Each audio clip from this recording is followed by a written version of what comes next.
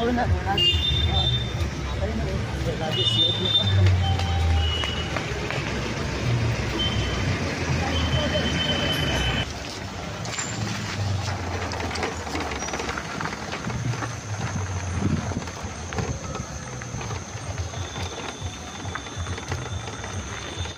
মুহূর্তে আছে আমার সাথে হাফিজুর দা সর্দার।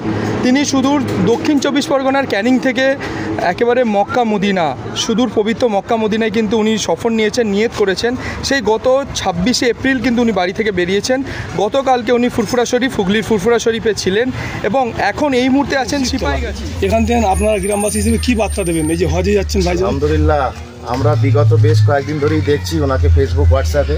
উনি সুদূর দক্ষিণ 24 পরগনা সুন্দরবন এলাকা থেকে বেরিয়েছেন। গতকালকে ফুরফুরা শরীফে ছিলেন উনি। আলহামদুলিল্লাহ, আজকে তার পরের স্টপেজ, ফুরফুরার পরের স্টপেজ উনি পিয়াসাড়াতে করছেন। পিয়াসাড়া আস্তানা জামে মসজিদ, এই জামে মসজিদে উনি আজকে অবস্থান করবেন। আল্লাহ তায়ামের ব্যবস্থা আমাদের এখানকার মানুষদের জন্য আল্লাহ যা রেখেছে, আমরা চেষ্টা করব ওনার আতিথেয়তা করার। আমরা খুব আনন্দিত, তার কারণ উনি আমাদের জন্য দোয়া চাইবেন সে মক্কা শরীফ, মদিনা শরীফে, যেখানে দোয়া আল্লাহ কবুল করেন।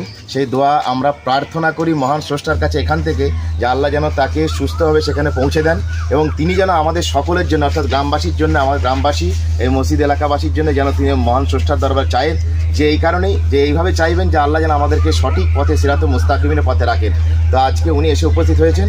আমরা আর বিশেষ কিছু নয়, ওনাকে আমরা ঠান্ডাতে নিয়ে যাব, অর্থাৎ মসজিদে নিয়ে যাব। তার আগে মাগরিবের ওয়াক্ত হয়ে গেছে, এখনই মুয়াজ্জিন আজান দেবেন। আমার পাশে মুয়াজ্জিন সাহেব রয়েছেন, ইমাম সাহেবও এসে যাবেন। আজকে যিনি আছেন আলহামদুলিল্লাহ উনি এসে যাবেন, সকলের সঙ্গে পরিচিত হবেন, খুব একটা ভালো মাহল তৈরি হবে ইনশাআল্লাহ। আর আমরা যার পর নয় আনন্দিত ওনার উপস্থিতিতে। শুকরিয়া জানাই আপনারা যে সমস্ত ভাইয়েরা ওনাকে সঙ্গে করে নিয়ে এসেছেন, আপনাদেরকে আমরা মোবারকবাদ জানাচ্ছি। আল্লাহ যেন আমাদের সকলের মধ্যে।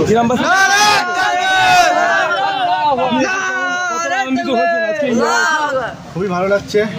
প্রথমে আমি গ্রামবাসীকে সালাম জানাই, আসসালামু আলাইকুম। এই গ্রামে